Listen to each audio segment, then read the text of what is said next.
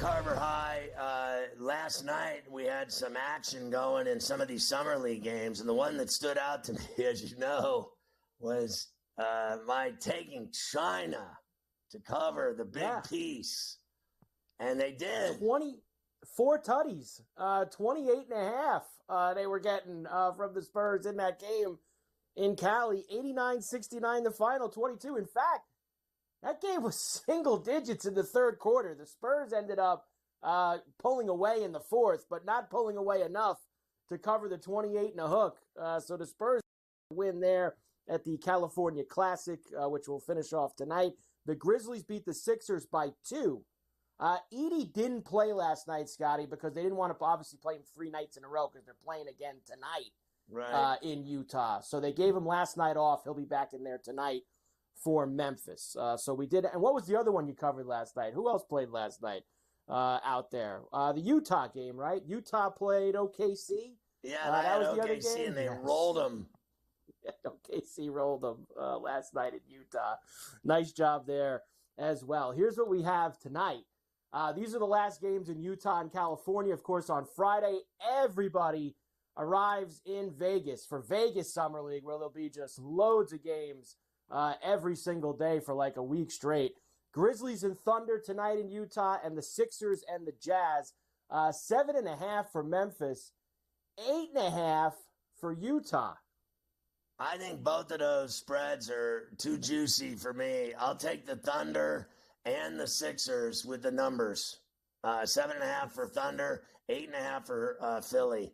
I mean, they lost by 2 last night. The Thunder, they blew out the Jazz last night. So, and I don't think the Grizzlies are that good. I mean, I think Zach Edey had a great game the other night, but they still lost. They lost to the Jazz, and I don't think the Jazz are all that in the Summer League. This is, Summer League ball. This is not the NBA. This is like the future at best NBA, right? Like some of these guys have a wing and a prayer of getting into the NBA. This is their moment to shine. But at the end of the day, I got to be honest with you. I think the games pretty much suck. They are sloppy. They're ugly. There's a lot of bad shots and really bad basketball when you think about it. They've never played together before, fair enough, but it is sloppy. You can't argue it. If you watch it, it's not that scintillating.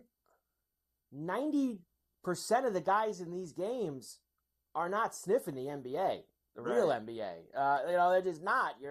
This is a lot of developmental. This is a lot of rookies. This is a lot of guys who've been hanging around playing in other leagues for years. So, these G League guys, it's just not the highest quality of basketball. You also have the end of the California Classic tonight, which is this end of it is going to be at Golden State here. And you will get, allegedly, Brawny back in action tonight for the Lakers. We have not heard yet that he's not going to play. As of now, they say he is.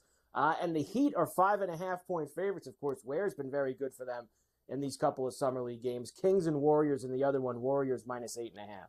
I mean, didn't I have the Kings in a game last night as well, and they covered? They had Kings have a split squad. They have split squad. I'll still take the 8.5 with the Kings in that game at the Golden One, and then I'll take the Heat and lay the 5.5 over the Lakers. That's not that hard to me. 5.5 I can live with. 5.5 over Brawny. Hopefully Brawny more than 4 points tonight. What do you think? More than 4 points? Remember, they said that Brawny can guard all 5 positions. I want to see that little 6'1" capital B, guard Kel'el Ware of Indiana, 7'1". I want to see a guy a foot taller than him. I want to see him stop that big 7-foot behemoth when he's throwing down tomahawks in his face into the rack. That kid can't stop that. He couldn't stop him if he was asleep. He couldn't snuff him out if he was asleep with a pillow. Trust me, this is no joke. I've always told you, don't get me started on putting some little 6-foot guy against a 7-footer.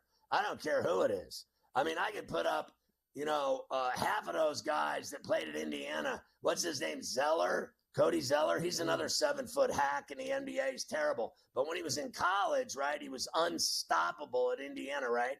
So you put that guy, a 7-footer, against any guy 6 foot in the NBA, I don't care who it is, and they will not be able to stop Cody Zeller. And he's awful. He's what they would deem awful. Can you imagine some 6-foot guys trying to stop Zubats? What that big fat 7-footer would do to some 6-foot guy?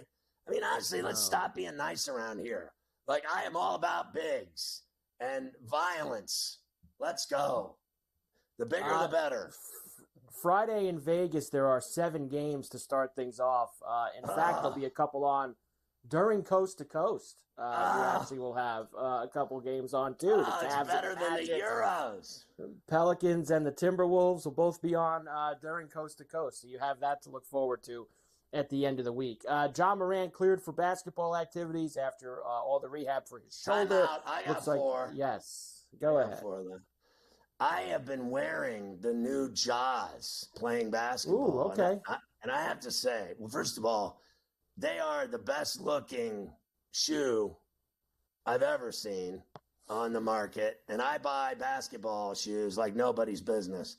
And I'm telling you, they're the coolest shoes I've ever worn. And I love them. I thought the Lukas were nice. They've already made the trunk of my car. The Lukas have been thrown in the trunk. Carver High knows the rules. Once the shoe goes in the trunk, they become park shoes. They're no longer used indoors. Anything in the car is used for outside purposes. So Lukas have been retired already. And I'm on to the Jaws. And the only other shoe I got left are the new KDs from like 23. The black and gold ones. They're badass. I'm going to break those out next. But I'm wearing the Jaws, I think, clearly from now until, I'm guessing, possibly Christmas. Possibly Christmas. That's nice. Good job by you getting the Jaws a little bit of work inside on the courts. Here's Clay Thompson. I told you yesterday he was introduced down in Dallas now as a member of the Mavericks. Very hard for him, Scotty, to say goodbye to Golden State. I mean, whether you play basketball or work in the corporate world or whatever industry, sometimes change just can spur greatness, and a new change of scenery can do wonders. And I'm very grateful for my time at Golden State, but I just felt like, moving on could just re-energize me and do something special for the rest of my career. And Dallas was so attractive because of the young players they have, the style of play, the world-class treatment these players get from this organization, and just a beautiful city who loves their hoops. Listen, I'm not going to argue with him, but the reality is he got 4 rings out of the Dubs, and he contributed to all of them. And at the end of the day, they didn't want him anymore. They weren't paying him for his broken down knee and Achilles and game, which was never the same after the fact. And they didn't want him. The hardest part of a divorce is, it goes both ways. It's never easy for anybody in anything. Marriages, teams, jobs. They always end the same way, with a thud. Okay? Like, you see these marriages end, okay? And then, the kids are affected, the wife, and she gets a mansion. The guy's living in an apartment somewhere. And then teams, like that guy, it's written all over his face that he's miserable that they did him. It's written all over his face. He's talking about a resurgence and a renaissance in Dallas of his career. Yeah, whatever. They got rid of him.